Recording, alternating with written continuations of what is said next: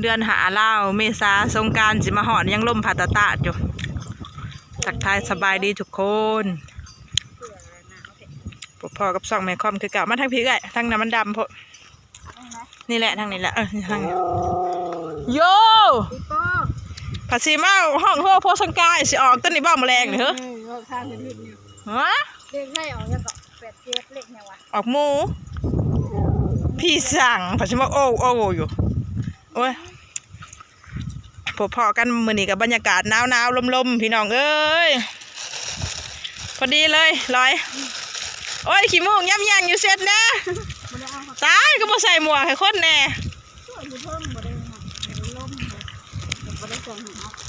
มาอันเปิดพัดลมโมกเอาแพรมาให้น้องหน่อยลูกมาเอาซาลาเปาอันแม่ก็หมวกมาให้น้องนะเกิดตุ๊กโทรหาแบบมาเอาซาลาเปาเนี่ยเด้อนั่งผนซาลาเปาอันเวทีบกับไอ้ลูเด้อผนพาให้ลูกสาวเน่ผนให้ลูกสาวเพิ่นแน่เกิดใจวะให้ลูกสาวเพิ่นทง1เด้อสนางมีบุญเนี่ยอย่าโอ้ยใส่หมวกให้น้องเลยนั่งเอาหมวกกับแพรลงมาหมวกแน่บางแน่นี่ขี้มูกใหญ่โบนะอยู่นั่นกระทุงสีฟ้านะหอมแก้มบางแน่นี่ผัดงี้หายเข่าเว้ยแล้วบ่มีคล้องมาต้อนละหายแล้วเนาะวันนี้เห็นคล้องต้อนละจับปั๊บบ่หายได้บาทนี่โอ้ย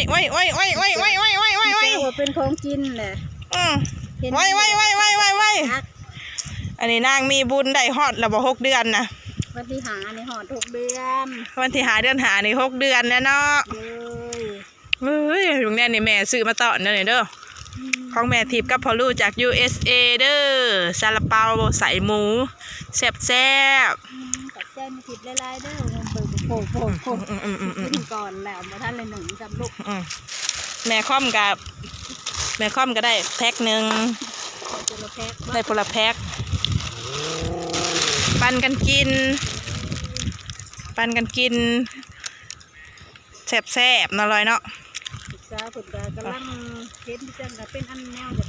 กินได้เลยฮะเนาะเอ้ย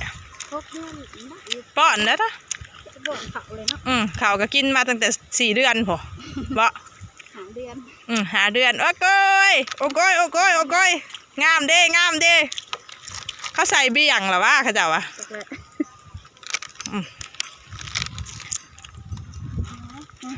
ตาดำเถอะตาขาวจนสิบมีกระโพดเนาะร้อยกินเป็นว่าซาลาเปา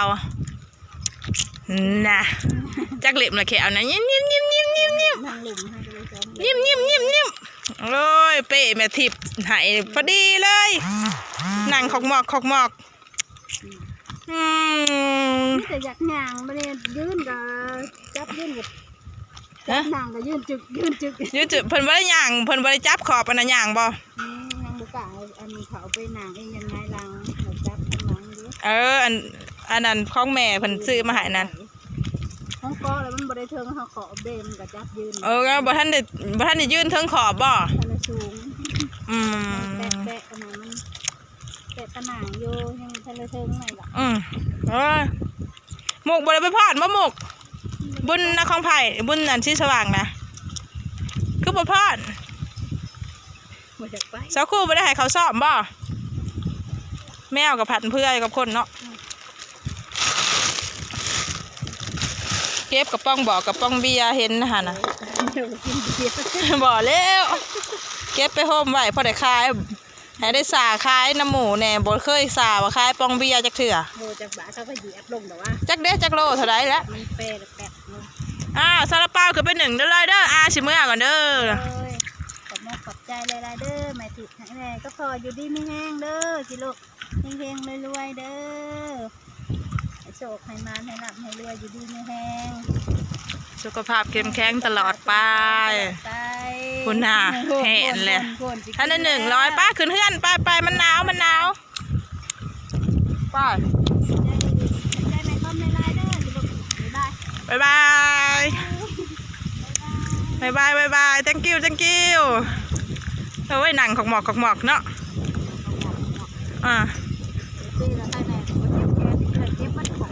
น้อยก็ได้โตจมบ่ถือใจนางแล้วเนาะหนัง โห ถามจะมีเราเคยลงมาหลอก ตาอีหยังเกาะวิตามิน A วิตามิน E หรือวิตามินหยังเกาะเขาบอกนะ อาบแดดหับวิตามินหยังเกาะวิตามิน E เอาสุดไปหนึ่งดังไฟหนึ่งเลย ฮะเจ้าคือเห็นว่ามันร้ายฉันน่ะโอ้ยว่าไปบ่อนกับบ่อนปลาซิวแล้วมาเยี่ยงยังหอดผีกลางคืนน่ะสั่งเป็นเนาะบรรยากาศเพราะว่านี่ยังก่อนนะทางใหม่ดียังวะสิหอดสงกรานต์พยังลมหน้าเถิดอยู่เว้ยสั่งเป็นปียังวะปีหนึ่งนี่ได้น้าหัวต้นๆเลยน้าจักแล้วปีได้ปีนี่ปีมาเซ็งนี่เขาปีมาเซ็งแล้วนี่ปีหนึ่งนั่นน่ะมาเซ็งมาเมียมาแม่โอ้ยยังซ้ำหมากพอจังชีวิตเนาะฮักวิทมาลงยังซ้ำหมากเมื่อหนึ่งซาลาเปาก่อนมานี่พี่น้องเลยสู้ลูกสู้เต้ากินก่อนกินแซ่บๆได้ร้อยเด้อ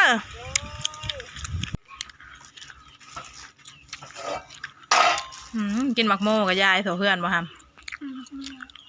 สบายดีสบายดีป่าลูกโอ้ยเท้าบอง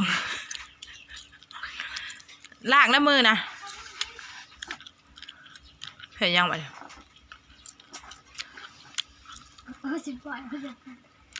ปล่อยมันยังล้างแล้วมือนะครับล้างแก้ซาลาเปาหนึ่งนะมั้ยก่อนอื่นก็ขอขอบบุญขอบคุณไปทางเอื้อยน้ำทิพย์และไอรูจาก USA เด้อซื้อซาลาเปาแจกยายให้ลูกให้หลานกินเอาทั้งเจี๊ยมันลงเอาลงเบิดแล้วหนึ่งเบิดแล้วแจกยายให้ลูกให้หลานกินให้ลูกสาวเพิ่นแน่เนาะนางมีบุญเอายับเขาคุ้งที่ลูกยามันบ่เบิดมาหอดเทือนกันให้ตะคอมดังไพ่หนึ่งกำลังควันอุกเอ้าอยู่พุ่นทางในผมเสือตัวใดอีกแม่เสือดำสักแล้วไพ่กินบักโม่นั่นจ่อหูจ่อตาแหละบดเก็บเมียนเป็นระเบียบนะคอมฝากกดไลค์กดแชร์กดติดตามส่อง YouTube เอาไปล้างก่อนลูกพ้านะพ้านั่นล้างไว้บ่ใส่งานโนดขี้พุ่นจับพอดีไปเห็นเป็นหูตาเลยล้างเกลี้ยงเด้อทั้งนอกทั้งในเด้อครับเด้อไพ่หม่นเข้ามาในขี้สีอีกนะชิม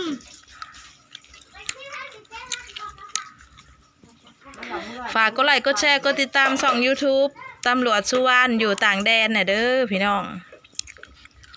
พิมพ์เข้าไปเป็นภาษาลาวเนาะ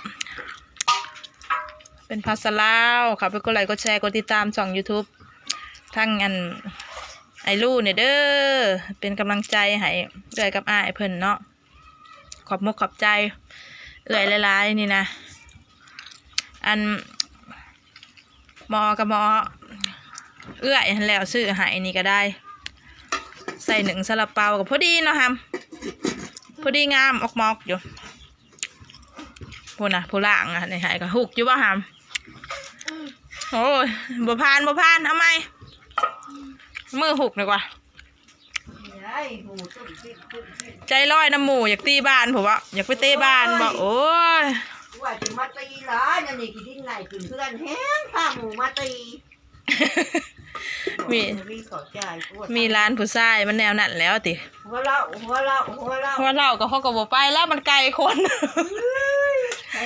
พาเพื่อนพาแล้วนี่ยังว่ามันเป็นหลอมเนาะทั้งพาเรามันผลโล่งเกินไป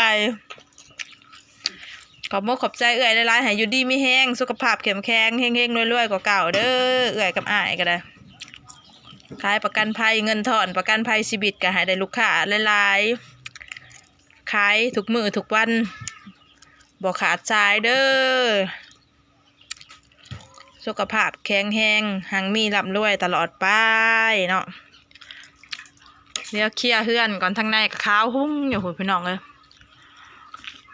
เจี๊ยบากฝรั่งลูกชายตะรวยกินแหละก็ย่ายอยู่ เอาพบพ่อกันคลิปหน้าพี่น้องสำหรับคลิปนี้สบายดี